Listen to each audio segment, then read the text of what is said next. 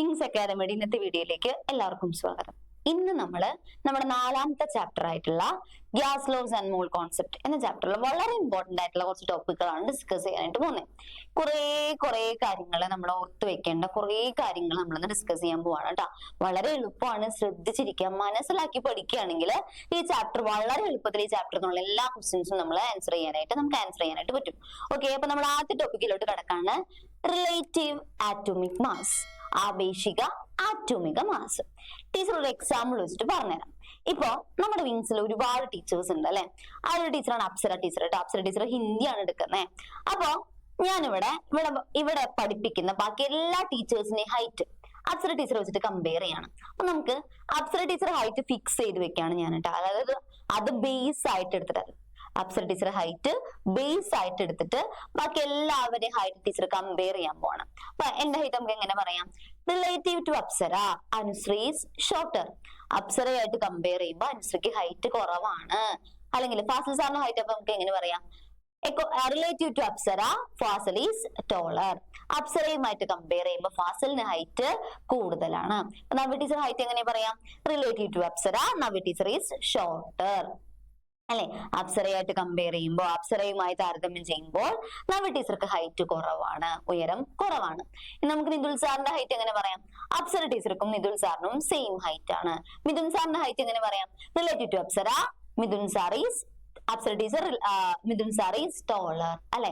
ഇവിടെ നമ്മൾ എന്താ ചെയ്തേക്കണേ? അപ്സര ടീച്ചർ ഹൈറ്റ് ഒരു ബേസ് ആയിട്ട് എടുത്തിട്ട് ബാക്കി എല്ലാ ടീച്ചർമാരുടെ ഹൈറ്റും അതുമായിട്ട് കമ്പയർ ചെയ്തിട്ടാണ് പറയണേ അല്ലെ. അതേപോലെ തന്നെ ഒരാറ്റത്തിന്റെ മാസ് നമ്മൾ ഫിക്സ് ചെയ്ത് വെക്കും. ആ ആറ്റത്തിന്റെ മാസായിട്ട് കമ്പയർ ചെയ്തിട്ട് ബാക്കി എല്ലാ ആറ്റത്തിന്റെ മാസ് കണ്ടുപിടിക്കുന്ന ആ രീതിന് നമ്മൾ പറയുന്ന പേരാണ് റിലേറ്റീവ് ആറ്റോമിക് മാസ്. ഇവിടെ നമ്മള് നമ്മുടെ കാർബൺ ആറ്റിലെ ഏറ്റവും അബണ്ടന്റ് ആയിട്ടുള്ള ഒരു എലമെന്റ് ആണ് കാർബൺ. കാർബൺ ഒരുപാട് ഐസോട്ടോപ്പ് ഉണ്ട്. ആ ഐസോട്ടോപ്പുകളിൽ ഏറ്റവും കൂടുതലായിട്ട് കാണപ്പെടുന്ന ഒരു ഐസോട്ടോപ്പാണ് കാർബൺ 12. ഈ കാർബൺ 12ന്റെ ഒരു ആറ്റം നമ്മൾ അങ്ങനെ എടുക്കും. ഓക്കെ, ഈ കാർബൺ 12ന്റെ ഒരു ആറ്റത്തിന് നമ്മള് 12 ഈക്വൽ ഭാഗമായിട്ട് ഡിവൈഡ് ചെയ്യും. 12 ഭാഗമൊന്നും ആക്കാൻ ഇപ്പൊ പറ്റില്ല. 12 ഈക്വൽ ഭാഗമാക്കിയിട്ട് നമ്മൾ ഡിവൈഡ് ചെയ്യും കേട്ടോ. ഇവിടെ അത് അത്രയും വരയ്ക്കാൻ നമുക്ക് പറ്റില്ല. ഇത് 12 ആണെന്ന് വിചാരിക്കാം. ഈ 12 ഈക്വൽ ഭാഗമാക്കി ഡിവൈഡ് ചെയ്തതിൽ ഒരു ഭാഗം അത് നമുക്ക് എങ്ങനെ എഴുതാം? 1/12. ഓക്കെ, 12 എണ്ണാക്കി ഭാഗിച്ചതില് ഒരു ഭാഗം നമ്മൾ എടുത്തു. അതിന്റെ മാസ് ഒരു യൂണിറ്റ് ആയിട്ട് കൺസിഡർ ചെയ്യണം. ഒരു യൂണിറ്റ് ആയിട്ട് കൺസിഡർ ചെയ്തിട്ട് അതുമായിട്ട് കമ്പയർ ചെയ്തിട്ടാണ് ബാക്കി എല്ലാ ആറ്റത്തിന്റെ മാസ് നമ്മൾ കാൽക്കുലേറ്റ് ചെയ്യുന്നത്. ഇത്തരത്തില് മാസ് കണ്ടുപിടിക്കുന്ന രീതിനെ നമ്മൾ വിളിക്കുന്ന പേരാണ് എന്ത്? Relative atomic mass. അല്ലെങ്കിൽ ഇത്തരത്തിൽ കണ്ടുപിടിക്കുന്ന മാസിനെയാണ് നമ്മൾ റിലേറ്റീവ് ആറ്റോമിക് മാസ് അല്ലെങ്കിൽ ആപേക്ഷിക ആറ്റോമിക മാസ് എന്ന് പറയുന്നത്. ഓക്കെ, കാർബൺ 12 അതിനൊരു ആറ്റം എടുക്കുന്നു, അതിനെ 12 തുല്യ ഭാഗങ്ങളാക്കി ഭാഗിക്കുന്നു. അതിലൊരു ഭാഗം എന്ന് പറയുമ്പോൾ നമുക്ക് എന്ത് പറയാം? 1/12 അല്ലെ. ഓക്കെ, അതിന്റെ മാസ് ഒരു യൂണിറ്റ് ആയിട്ട് കൺസിഡർ ചെയ്തിട്ട് അതുമായിട്ട് കമ്പയർ ചെയ്തിട്ടാണ് ബാക്കി എല്ലാ എലമെന്റ്സിന്റെയും ബാക്കി എല്ലാ ആറ്റത്തിന്റെ മാസ് നമ്മൾ കാൽക്കുലേറ്റ് ചെയ്യുന്നത്. ഇത്തരത്തില് മാസ് കാൽക്കുലേറ്റ് ചെയ്യുന്ന രീതിനെ നമുക്ക് എന്ത് വിളിക്കാം? Relative atomic mass. അല്ലെങ്കിൽ ഇങ്ങനെ കണക്കാക്കുന്ന മാസിനെയാണ് നമ്മൾ ആപേക്ഷിക ആറ്റോമിക മാസ് എന്ന് പറയുന്നത്. ഓക്കെ, നെക്സ്റ്റ് ഇനി എന്താണ്? Gram atomic mass. അപ്പൊ ഈ ഒരു മെത്തേഡ് ഉപയോഗിച്ചിട്ടാണ് നമുക്ക് ബാക്കി എല്ലാവരുടെ മാസും കണ്ടുപിടിച്ചിട്ടുള്ളത് കേട്ടോ.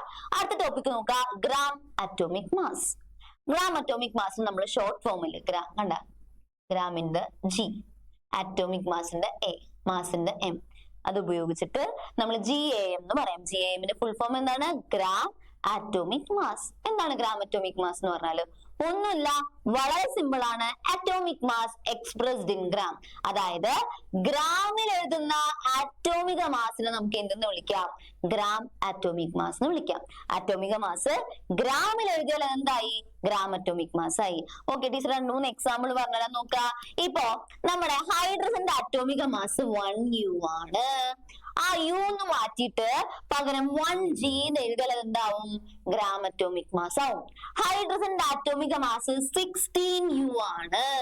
ആ U എന്ന യൂണിറ്റ് മാറ്റി പകരം ഗ്രാം എന്ന് എഴുതിയാൽ എന്തായി? gram atomic mass ആയി. ഗ്രാമില് എഴുതുന്ന ആറ്റോമിക മാസിനെ നമുക്ക് ഗ്രാം അറ്റോമിക് മാസ് എന്ന് പറയാം. അത്രയേ ഉള്ളൂ, വളരെ സിമ്പിൾ ആണ് ട്ടാ. ഗ്രാമിൽ എഴുതുന്ന atomic mass gram atomic mass. Okay, next അടുത്ത നോക്കാം.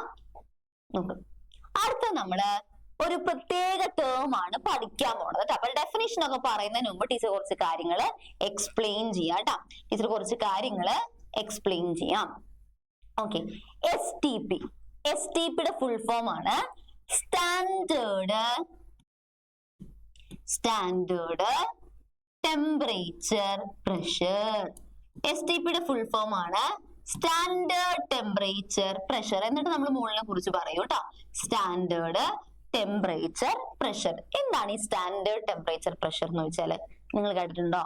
അതായത് ഇപ്പോ ടീച്ചർ ഒരു എക്സ്പെരിമെന്റ് വോളിയം കണ്ടുപിടിക്കുന്ന അല്ലെങ്കിൽ വ്യാപ്തം കണ്ടുപിടിക്കാനുള്ള ഒരു എക്സ്പെരിമെന്റ് ചെയ്യാണെന്ന് വിചാരിക്കാം. നമുക്കറിയാം ഈ വോളിയം എന്ന് പറഞ്ഞാല് ടെമ്പറേച്ചറും പ്രഷറും മാറുന്നതിനനുസരിച്ച് മാറും.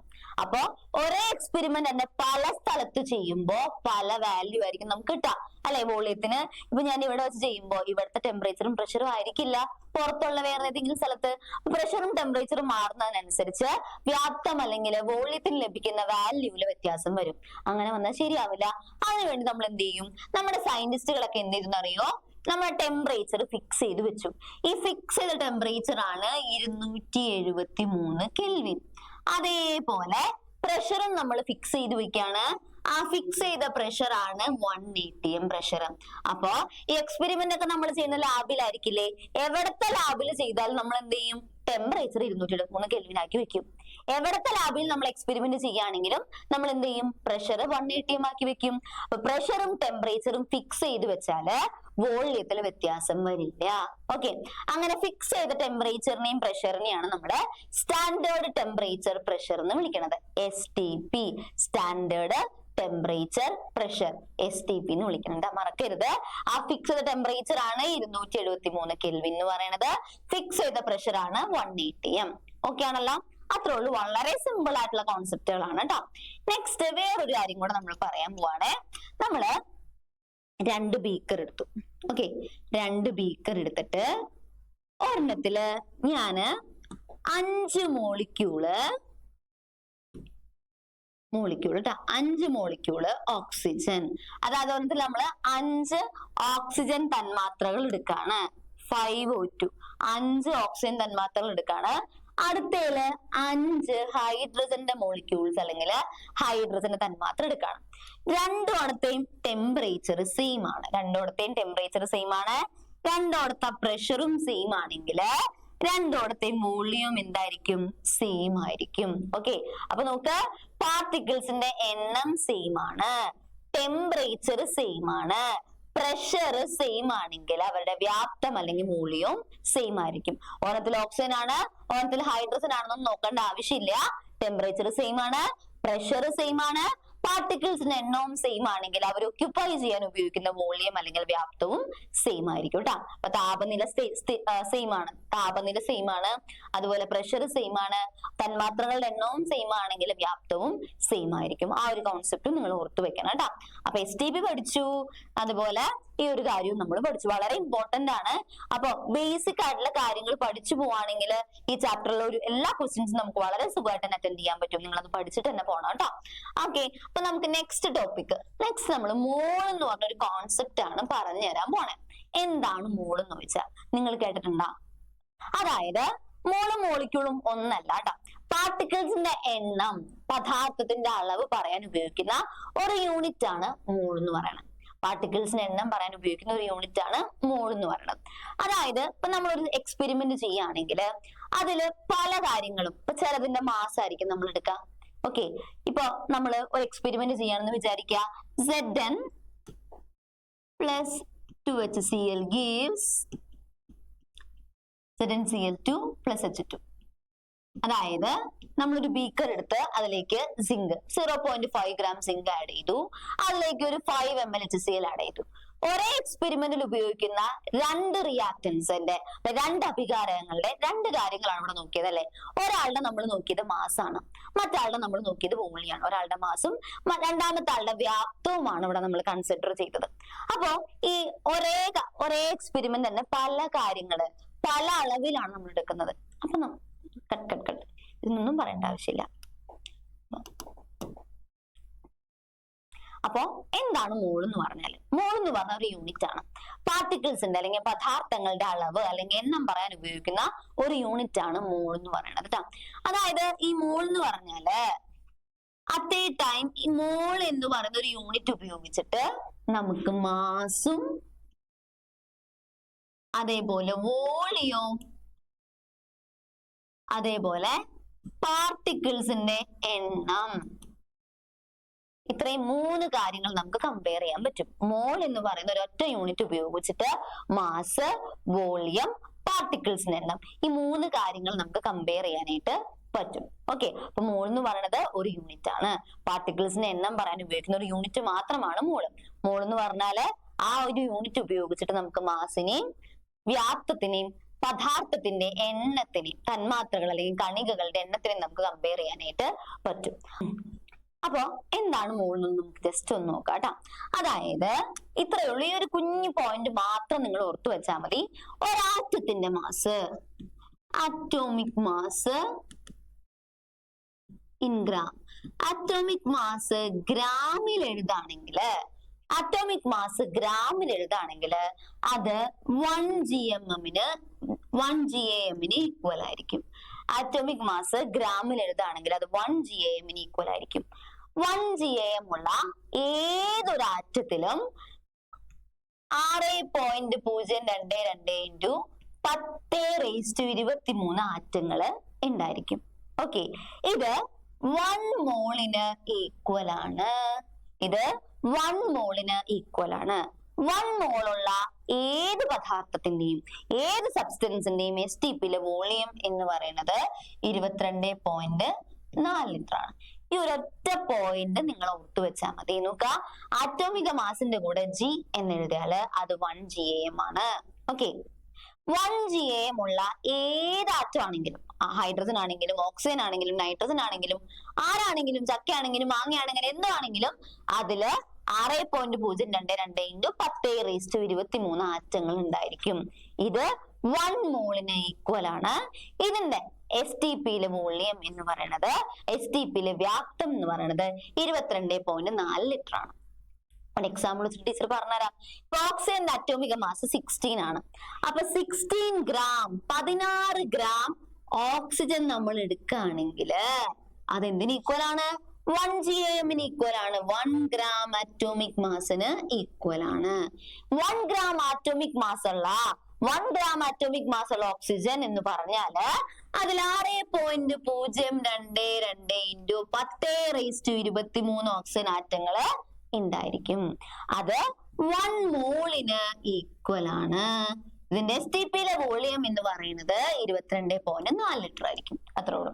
ഇനി നമ്മൾ നൈട്രജനെ പറയുകയാണെങ്കിൽ നൈട്രജന്റെ അറ്റോമിക മാസ് 14 ആണ്. 14 ഗ്രാം നൈട്രജൻ എടുത്താല് അതെന്തിന് ഈക്വൽ ആയിരിക്കും? 1 GAM ഈക്വൽ ആയിരിക്കും. 1 GAM ഉള്ള ഏത് സബ്സ്റ്റൻസ് ആണെങ്കിലും അതിൽ 6.022 × 10⁻23 നൈട്രജൻ ആറ്റങ്ങൾ ഉണ്ടായിരിക്കും. അത് 1 മോളിന് ഈക്വൽ ആണ്. അതിന്റെ STPയിലെ വോളിയം എന്ന് പറഞ്ഞാൽ എത്രയായിരിക്കും? 22.4 ലിറ്റർ ആയിരിക്കും. ഈ ഒരൊറ്റ പോയിന്റ് മാത്രം നിങ്ങൾ ഓർത്തു വെച്ചാൽ മതി. ഇതിലുള്ള എല്ലാ ടൈപ്പ് ക്വസ്റ്റ്യൻസും നമുക്ക് ആൻസർ ചെയ്യാനായിട്ട് പറ്റും. മറക്കരുത് കേട്ടാ. ആറ്റോമിക് മാസ് ഇൻ ഗ്രാം, ഗ്രാമിൽ എഴുതിയ ആറ്റോമിക് മാസ് എന്ത് ഈക്വൽ ആണ്? 1 GAM ഈക്വൽ ആണ്. അതില് ഈ നമ്പർ നമ്മൾ അവഗാഡ്രോ നമ്പർ എന്നാണ് പറയാ. 6.022 × 10⁻23 ആറ്റങ്ങൾ ഉണ്ടായിരിക്കും. അത് 1 മോളിന് ഈക്വൽ ആണ്. അതിന്റെ വോളിയം എന്ന് പറയുന്നത് 22.4 ലിറ്റർ ആയിരിക്കും. അപ്പൊ നോക്കിയേ, ഇവിടെ നമ്മൾ എന്താ ചെയ്തേ? ഇവിടെ നമ്മൾ എന്താ ചെയ്തേ നോക്കിയേ. ഈ മോൾ എന്ന് പറഞ്ഞ യൂണിറ്റ് ഉപയോഗിച്ചിട്ട് നമ്മള് മാസും വോളിയവും അതേപോലെ പാർട്ടിക്കിൾസിന്റെ എണ്ണവും നമുക്ക് കമ്പയർ ചെയ്യാൻ പറ്റി അല്ലെ. മോൾ എന്ന് പറഞ്ഞ യൂണിറ്റ് ഉപയോഗിച്ചിട്ട് എന്തൊക്കെ നമ്മൾ കമ്പയർ ചെയ്തു? മാസ്, വോളിയം, അതുപോലെ പാർട്ടിക്കിൾസിന്റെ എണ്ണം നമുക്ക് കമ്പയർ ചെയ്യാനായിട്ട് പറ്റി അല്ലെ. 1 മോൾ എന്ന് പറയുമ്പോ 1 മോളിന്റെ മാസ്, 1 മോൾ ഉള്ള ഒരു ആറ്റത്തിന്റെ മാസ് എന്തിന് ഈക്വൽ ആയിരിക്കും? അതിന്റെ 1 GAM ഈക്വൽ ആയിരിക്കും. 1 മോൾ ഉള്ള ഏതൊരു ആറ്റത്തിന്റെയും വോളിയം എന്ന് പറയുന്നത് എത്രയായിരിക്കും? 22.4 ലിറ്റർ ആയിരിക്കും. 1 മോളിന്റെ വ്യാപ്തം 22.4 ലിറ്റർ ആണ്. 1 മോൾ ഉള്ള എന്ത് സബ്സ്റ്റൻസ് ആണെങ്കിലും അതിൽ എത്ര ആറ്റങ്ങൾ ഉണ്ടായിരിക്കും? എത്ര നമ്പർ ഓഫ് ആറ്റംസ് ഉണ്ടായിരിക്കും? 6.022 ഇൻറ്റു 10⁻23 ആറ്റങ്ങൾ ഉണ്ടായിരിക്കും. അപ്പൊ നമ്മളിവിടെ എന്താ ചെയ്തേ? മോൾ എന്ന് പറഞ്ഞൊരു യൂണിറ്റ് ഉപയോഗിച്ചിട്ട് മാസും വോളിയവും പാർട്ടിക്കിൾസിന്റെ എണ്ണവും നമുക്ക് കമ്പയർ ചെയ്യാനായിട്ട് പറ്റി. അത്രേ ഉള്ളൂ കേട്ടോ. മോൾ എന്ന് പറയുന്നത് ഒരു യൂണിറ്റ് ആണ്. അത് നമുക്ക് മാസും വോളിയവും പാർട്ടിക്കിൾസിന്റെ എണ്ണവും അത് വെച്ചിട്ട് നമുക്ക് കമ്പയർ ചെയ്യാനായിട്ട് പറ്റും. മാസ്, വ്യാപ്തം, കണികകളുടെ എണ്ണം. ഒരു ആറ്റമാണ് നമ്മൾ എടുക്കുന്നതെങ്കിൽ 1 മോൾ എന്ന് വെച്ചാൽ അതിന്റെ മാസ് 1 GAM ആയിരിക്കും. ഓക്കെ, 1 മോൾ ഉള്ള എന്ത് ആറ്റമാണെങ്കിലും അതിന്റെ STP വോളിയം എന്ന് പറയുന്നത് 22.4 ലിറ്റർ ആയിരിക്കും. 1 മോൾ ഉള്ള എന്ത് ആറ്റമാണെങ്കിലും അതിൽ 6.022 ഇൻറ്റു 10⁻23 ആറ്റങ്ങൾ ഉണ്ടായിരിക്കും. ആ ഒരു കാര്യം മാത്രം എന്റെ കുട്ടികളെ ഓർത്ത് വെച്ചാൽ മതി കേട്ടോ. ഓക്കെ, നോക്കാം. Find the molecular mass of the following compound. താഴെ പറയുന്ന സംയുക്തങ്ങളുടെ മോളിക്കുലാർ മാസ് കണ്ടുപിടിക്കാൻ വളരെ എളുപ്പമാണ്. നിങ്ങൾ ആലോചിച്ച് നോക്കാം. ആദ്യത്തിന്റെ മാസാണ് അറ്റോമിക് മാസ്. ഈ മോളിക്യൂളിന്റെ മാസ് അല്ലെങ്കിൽ തന്മാത്രയുടെ മാസിനെയാണ് നമ്മള് മോളിക്കുലാർ മാസ് എന്ന് പറയുന്നത്. ആറ്റം സ്റ്റേബിൾ അല്ല, സ്ഥിരതയുള്ളതല്ല. അപ്പൊ സ്ഥിരതയുള്ളതാവാൻ വേണ്ടിയിട്ട് ആറ്റം എന്ത് ചെയ്യും? വേറെ ആറ്റമായിട്ട് കമ്പൈൻ ചെയ്തിട്ട് മോളിക്യൂൾസ് ആയിട്ട് മാറും, തന്മാത്രകളായിട്ട് മാറും. ഈ മോളിക്യൂൾസിന്റെ മാസ് എങ്ങനെ കണ്ടുപിടിക്കാന്നാണ് നമ്മൾ പറയാൻ പോണേ. നോക്കാട്ടാ. ഹൈഡ്രജൻ നോക്കേ, 2 ഹൈഡ്രജൻ ആറ്റങ്ങൾ ചേരുമ്പോഴാണ് H2 എന്ന് പറഞ്ഞ മോളിക്യൂൾ ഉണ്ടാവണേ. ഒരു ഹൈഡ്രജന്റെ മാസ് എത്രയാ? 1. ഇവിടെ എത്ര ഹൈഡ്രജൻ ഉണ്ട് ഒരു മോളിക്യൂളില്? 2 ഹൈഡ്രജൻ ഉണ്ട്. അപ്പൊ 1 ഇൻറ്റു 2 ചെയ്താൽ നമുക്ക് എന്ത് കിട്ടും? 2U. അപ്പൊ ഹൈഡ്രജന്റെ മോളിക്കുലാർ മാസ് ആണ് 2U. ഒന്നുമില്ല, ഒരാറ്റത്തിന്റെ mass into number of atom ചെയ്താൽ അതിന്റെ മോളിക്കുലാർ മാസ് നമ്മൾ കാണാനായിട്ട് പറ്റും. അപ്പൊ നോക്കാട്ടാ. അടുത്തത് നൈട്രജൻ ആണ്. നോക്കിയേ, N2. ഒരു നൈട്രജന്റെ മാസ് 14. ഇവിടെ എത്ര നൈട്രജൻ ഉണ്ട് നോക്കാം. അടിയിലുള്ള നമ്പർ ഇട്ടാ 2. 14 ഇൻറ്റു 2 എത്ര ഇട്ടാ? 28. അപ്പൊ N2 മോളിക്കുലാർ മാസ് ആണ് 28U. അടുത്ത നോക്കാം, NH3. ഇപ്പൊ ഇനി ഇത്ര നേരം നമ്മൾ പഠിച്ചത് ഡയാറ്റോമിക് മോളിക്യൂൾസ് ആണ് അല്ലെ. ഇതൊരു പോളി ആറ്റോമിക് മോളിക്യൂൾ ആണ്. ആദ്യത്തെ ആളാര? ആദ്യത്തെ ആറ്റം നൈട്രജൻ ആണ്. ഒരു നൈട്രജന്റെ മാസ് 14 ഇൻറ്റു നമ്മുടെ എത്ര നൈട്രജൻ ഉണ്ട്? 1. 14 ഇൻറ്റു 1 പ്ലസ് ഒരു ഹൈഡ്രജന്റെ മാസ് 1. നമ്മുടെ എത്ര ഹൈഡ്രജൻ ഉണ്ട്? 3. 1 ഇൻറ്റു 3 വരും. അപ്പൊ നോക്കിയേ, 14 പ്ലസ് 3 ഈക്വൽ ടു 17U.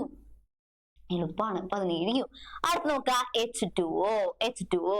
നോക്ക്, ആദ്യത്തെ ആള് ഹൈഡ്രജൻ ആണ്. ഒരു ഹൈഡ്രജന്റെ mass into number of hydrogen atom 1 into 2 plus അടുത്ത ആളാരാ? ഓക്സിജൻ. ഒരു ഓക്സിജന്റെ mass 16 into number of atom എത്രയാ? 1. 2 പ്ലസ് 16 18U. അപ്പൊ നോക്കേ, ആറ്റോമിക മാസ് തമ്മിൽ കൂട്ടിയിട്ടുണ്ടെങ്കിൽ നമുക്ക് മോളിക്കുലാർ മാസ് കാണാൻ പറ്റും. അടുത്ത് നോക്കാം, H2SO4. നോക്കാട്ടാ. ഒരു ഹൈഡ്രജന്റെ മാസ് 1. നമ്മുടെ 2 ഹൈഡ്രജൻ ഉണ്ട്. അപ്പൊ എന്താ പറയാ? 1 ഇൻറ്റു 2 പ്ലസ് അടുത്ത ആളാരാ? സൾഫർ. ഒരു സൾഫറിന്റെ മാസ് 32. നമ്മൾ ഒരു സൾഫറേ ഉള്ളൂ. അപ്പൊ 32 ഇൻറ്റു 1 പ്ലസ് ഒരു ഓക്സിജന്റെ മാസ് 16. നമ്മുടെ 4 ഓക്സിജൻ ഉണ്ട്. 16 ഇൻറ്റു 4 കൂടെ കൂട്ടുമ്പോ നമുക്ക് 98U ആണ് ആൻസർ ആയിട്ട് വരുന്നത്. ഓക്കെ, അപ്പോ മോളിക്യൂളിന്റെ മാസ്, മോളിക്കുലാർ മാസ് നോക്കട്ടെ. അടുത്ത നോക്കിയേ, ഗ്രാം മോളിക്കുലാർ മാസ്. ഗ്രാമിന്റെ G, മോളിക്യൂളിന്റെ M, മാസിന്റെ M. GMM എന്നാണ് നമ്മൾ ഇതിനെ പറയാം. GMM എന്നാണ് നമ്മൾ ഇതിനെ പറയാം കേട്ടോ. എന്താണ് ഗ്രാം മോളിക്കുലാർ മാസ് എന്ന് പറഞ്ഞാൽ?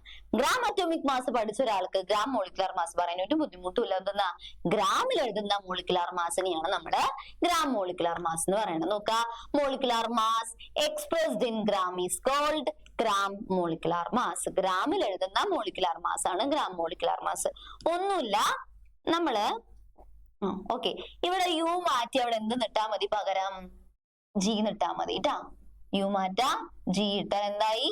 ഗ്രാം മോളിക്കുലാർ മാസ് ആയി. ഇനി നമ്മൾ നേരത്തെ മോൾ കോൺസെപ്റ്റ് പറഞ്ഞ പോലെ ഇവിടെയും സെയിം മെത്തേഡ് ഉപയോഗിച്ച് നമുക്ക് മോൾ കോൺസെപ്റ്റ് പറയാനായിട്ട് പറ്റും. ഒന്നുമില്ല, നോക്കടാ, molecular mass in gram. Molecular മാസിനെ നമ്മൾ ഗ്രാമിൽ എഴുതാണ്. Molecular mass in gram. Molecular mass ഗ്രാമിൽ എഴുതിയാല് അത് 1 GMM-ന് ഈക്വൽ ആയിരിക്കും. മോളിക്കുലാർ മാസ് ഗ്രാമിൽ എഴുതിയാല് അത് 1 GMM-ന് ഈക്വൽ ആണ്. 1 GMM ഉള്ള ഏത് സബ്സ്റ്റൻസ് ആണെങ്കിലും അതിൽ 6.022 × 10⁻23 മോളിക്യൂൾസ്. നേരത്തെ ആറ്റമാണ്, ഇവിടെ മോളിക്യൂൾ ആണ്, വേറെ വ്യത്യാസമൊന്നും ഇല്ല. 1 GMM ഉള്ള ഏതൊരു മോളിക്യൂൾ ആണെങ്കിലും അതിൽ 6.022 × 10⁻23 മോളിക്യൂൾസ് ഉണ്ടായിരിക്കും. ഇത് 1 മോളിന് ഈക്വൽ ആണ്. ഇതിന്റെ STP വോളിയം എന്ന് പറയുന്നത് 22.4 ലിറ്റർ ആയിരിക്കും. ഓക്കെ, എക്സാമ്പിൾ വെച്ചിട്ട് പറയാം. ഇപ്പൊ നമ്മുടെ ഓക്സിജന്റെ മോളിക്കുലാർ മാസ് 32 ആണ്. അപ്പൊ 32 ഗ്രാം ഓക്സിജൻ എടുത്താല് അത് 1 GMM ഓക്സിജൻ ആണെന്ന് നമുക്ക് പറയാം. മോളിക്കുലാർ മാസിന്റെ കൂടെ G എഴുതിയാൽ അത് 1 GMM-ന് തുല്യമായിരിക്കും. 1 GMM ഉള്ള ഏതൊരു സബ്സ്റ്റൻസ് ആണെങ്കിലും അതിൽ 6.022 × 10⁻23 മോളിക്യൂൾസ് ഉണ്ട്. ഓക്കെ, അത് 1 മോളിന് ഈക്വൽ ആണ്.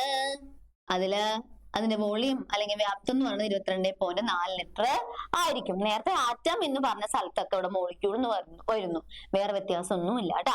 ഇപ്പൊ നോക്ക്, ഇപ്പൊ നമ്മള് വാട്ടർ എടുക്കുകയാണെങ്കിൽ 18 ആണല്ലേ വാട്ടറിന്റെ മാസ് എന്ന് പറഞ്ഞാൽ 18 ഗ്രാം എന്ന് എഴുതിയാല് അത് 1 GMM-ന് ഈക്വൽ ആണ്. അതില് 6.022 × 10⁻23 വാട്ടർ മോളിക്യൂൾസ് ഉണ്ട്. അത് 1 മോളിന് ഈക്വൽ ആണ്. ഇതിന്റെ STP വോളിയം എന്ന് പറയുന്നത് 22.4 ലിറ്റർ ആണ്. അത്രേ ഉള്ളൂ. ഓക്കെ, അപ്പൊ നോക്ക്, ഇൻ ടേംസ് ഓഫ് മോൾ അത്രേ ഉള്ളൂ, വളരെ സിമ്പിൾ ആണ് ട്ടാ. അപ്പൊ നോക്കിയേ, 1 മോൾ എന്ന് പറഞ്ഞാല് 1 മോളിനെ നമുക്ക് എന്തൊക്കെയായിട്ട് കമ്പയർ ചെയ്യാം? നേരത്തെ ചെയ്ത പോലെ നമുക്ക് 1 മോളിന് മാസായിട്ടും വോളിയായിട്ടും പാർട്ടിക്കിൾസിന്റെ എണ്ണമായിട്ടും കമ്പയർ ചെയ്യാം നമുക്ക് കേട്ടോ. അപ്പൊ തന്മാത്രയായിട്ട് ബന്ധപ്പെട്ട് നമുക്കിത് എങ്ങനെ പറയാം? 1 മോൾ ഉള്ള ഏതൊരു സബ്സ്റ്റൻസ് ആണെങ്കിലും ഏതൊരു മോളിക്യൂൾ ആണെങ്കിലും അതിന്റെ മാസ് എന്ന് പറയുന്നത് 1 GMM-ന് ഈക്വൽ ആണ്. ഓക്കെ, 1 മോൾ ഉള്ള ഏത് മോളിക്യൂൾ ആണെങ്കിലും അതിന്റെ STP വോളിയം STP ആണോ എന്ന് നോക്കണം കേട്ടോ. അതിന്റെ STP വോളിയം എന്ന് പറയുന്നത് 22.4 ലിറ്റർ ആണ്.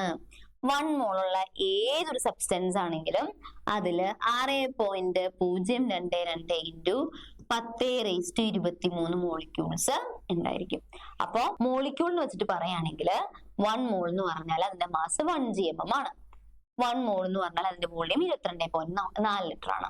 1 മോൾ എന്ന് പറയുമ്പോൾ അതില് 6.022 × 10⁻23 മോളിക്യൂൾസ് ആണ് ഉണ്ടാവുക. അത്രേ ഉള്ളൂ കേട്ടോ. കോൺസെപ്റ്റ് മനസ്സിലാക്കി പഠിക്കുക. ഇനി നമുക്ക് ഈ ചാപ്റ്ററിൽ കുറച്ച് പ്രോബ്ലംസ് ആണ് ചെയ്യാനുള്ളത്. അത് നമുക്ക് അടുത്ത വീഡിയോയിൽ ചെയ്യാം. വീഡിയോ എല്ലാവർക്കും ഇഷ്ടപ്പെട്ടു എന്ന് വിചാരിക്കുന്നു. വീഡിയോ ഇഷ്ടപ്പെട്ടെങ്കിൽ ലൈക്ക് ചെയ്യുക, ഷെയർ ചെയ്യുക, അതുപോലെ നമ്മുടെ ചാനൽ സബ്സ്ക്രൈബ് ചെയ്യുക. ഇതുപോലുള്ള വീഡിയോസുമായിട്ട് നമുക്ക് പിന്നെയും കാണാം. താങ്ക്